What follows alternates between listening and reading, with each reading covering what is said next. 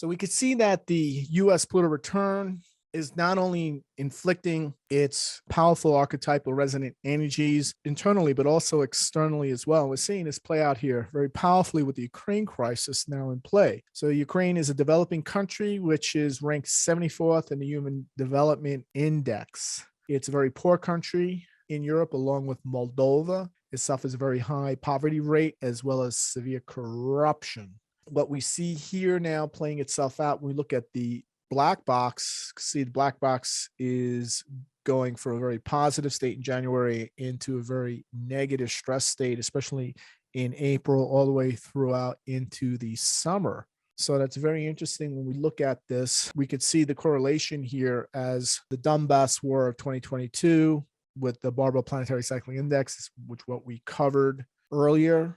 We could see here that as the Crimea crisis occurred at the beginning of the Ukraine crisis when Russia annexed Crimea, that in 2014 occurred at the top. And now we're seeing this Donbass, where we're seeing occupied by pro-Russian rebels since 2014. And it's all coming to a head as we reach this trough in the Planetary Cyclic Index. So what we're looking at here is also an expression of that Pluto return, because if you take the US Pluto return, the astrocartography in local space, you could see that it goes very close to Kiev, right through Donbass, right through Crimea. So that Pluto return, just taking that Pluto line, crossing right over. So that's one of the reasons in astrology, I'm not playing this down, saying it's not going to happen. You know, everything is fine. Putin is doing a head fake here. A lot of this has to do with the fact that there's been NATO expansion occurring, right? We've seen 14 new NATO members since Germany's reunification and the end of the Cold War in 1991.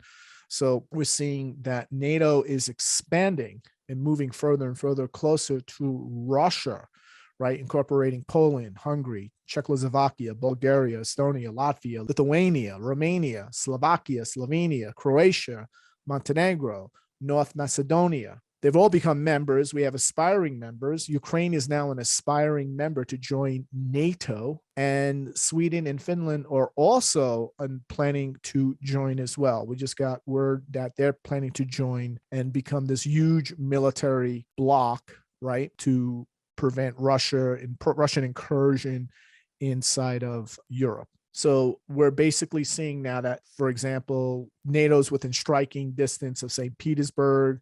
It's within 400 miles of striking Moscow. Now that basically these nations border on Russia. And this is the big issue. This is the big issue. So we're going back here for a second. We're seeing how this expansion of NATO, right, that began in 2014, right? We saw from 1991, 2014, and then these additional Eastern European countries bring the crisis to a point where we could see a potential war breakout in Europe. So this is all due to, we're seeing a deterioration of tensions, and we're seeing the imposition of sanctions on Russia from the Obama administration, the continuation, even more sanctions by Trump, and now Biden threatening even more sanctions. Biden threatening sanctions on Russia over cyber attacks, human rights violations, and Russian military buildup in the Ukraine, with Russia having 150,000 troops within striking distance of the Ukrainian border. So this is what we're seeing here all play out, and this particularly has to do with this Donbass region, which we're going to talk about in a second. So it's connected to the Barbault Planetary Cyclic Index. That index, as we get closer from 2014 to 2022, we're seeing more and more of these Eastern countries, these Eastern European countries becoming members, right? Moving closer and closer, moving where US and Western European forces under NATO are now, literally on the border of Russia. And this is, Ukraine is the last straw in the sand. This is where the line in the sand that Putin is saying, I'm willing to invade Ukraine to prevent Ukraine from becoming a member. Ukraine was supposed to officially become a member sometime this year. They applied for it. And here's the problem. The rest of the country is looking at Biden saying, who is Russia to tell any one of us or Ukraine who can become a member or not, right? Who's really in control of Europe, right? So if America says, well, yeah, Ukraine was doing the right thing. They were applying, they were in compliance, they were doing all the right things. There's a whole process to become part of NATO, and they were doing that. And all of a sudden, Putin says, no, you can't do that. That's it. We'll invade. We're going to force this issue. And the United States starts backing off. What happens? Who's the real superpower here? That is the big issue. This is the Thucydides trap, which we're going to talk about in a moment next. So Russia invaded Georgia in 2008, and then Ukraine and Crimea in 2014. It's mass troops near Ukraine's border in what is suspected to be a preparation for a full-scale invasion. Those interventions offer clues about what President Putin may be thinking amid another buildup near Ukraine, and Russian military actions would likely be successful, but conditions now mean it would have high military and political costs due to the economic sanctions and other geopolitical factors that would follow, the ramifications, geopolitical ramifications that would follow. So this is the area in contention in particular. And this is the percentage of population identified as Russian. They speak Russian, they identify themselves as Russian, even though they live within Ukraine. And this is the area. These are the areas, right? So if Russia were to invade, it would invade up to these are the areas where it would likely, in an invasion, consider overtaking and reabsorbing them back into the Russian Empire. Ukraine demographics and politics, you can see the same thing. Right, during the 2010 Ukrainian presidential election, most people in Donbass voted for Viktor Yanukovych, who was removed from office in 2014, and Ukrainian revolution, and currently lives in exile in Russia. So the Russian president, right, the one they voted for, he's now in exile. He's in Russia. And basically what I believe the Russians are trying to do is split the country and restore, basically possibly create a Eastern Ukraine as a separate country, or possibly reabsorb them back into the Russian Empire. So that's really what's at stake here. They don't have sufficient forces to conquer the rest of Ukraine, right? So I think that's what's being negotiated right now, based on all my intelligence sources, that if the Russians were to go in, they're not going to take all of Ukraine. They're going to annex this part of Ukraine, more in line here, what we're seeing here, possibly just maybe this part, but certainly they're not looking at overtaking the entire country, possibly splitting the country down the center here. So we could see that type of scenario, and then listing that occupied area as separate independent republics. If we take the Pluto line again from the US Pluto return, we see, wow, it's going right through this area. Right through this area. So it's not too far off. So the astrology is shouting very loudly. This is something we need to be paying attention to. So a focus attack in East Ukraine is seen as the most likely form of Russian action.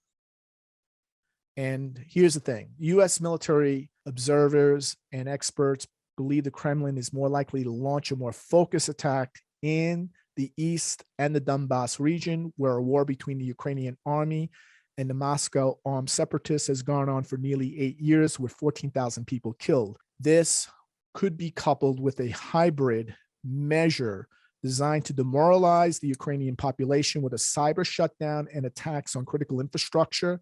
The US has warned Russia is preparing for a false flag operation inside separatist territory, which might be used as a pretext for war. A potential window for any offensive in Donbass would be after February 4th, when Putin is due to attend the opening of the Winter Olympics in Beijing and to meet the Chinese President Xi Jinping. The Winter Olympics closing ceremony is on February 20th at 7 p.m., and the military exercise in Belarus are due to be finished on the 20th of February. So the Russian military exercise in Belarus is due to be finished on the 20th of February.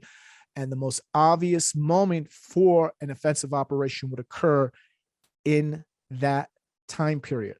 So that would be sometime in the early morning hours of February 21st. And this is based on US military analysts, right? So US military analysts are skeptical Russia has sufficient soldiers for a large-scale full invasion of Ukraine. They don't have enough forces to overtake the entire country.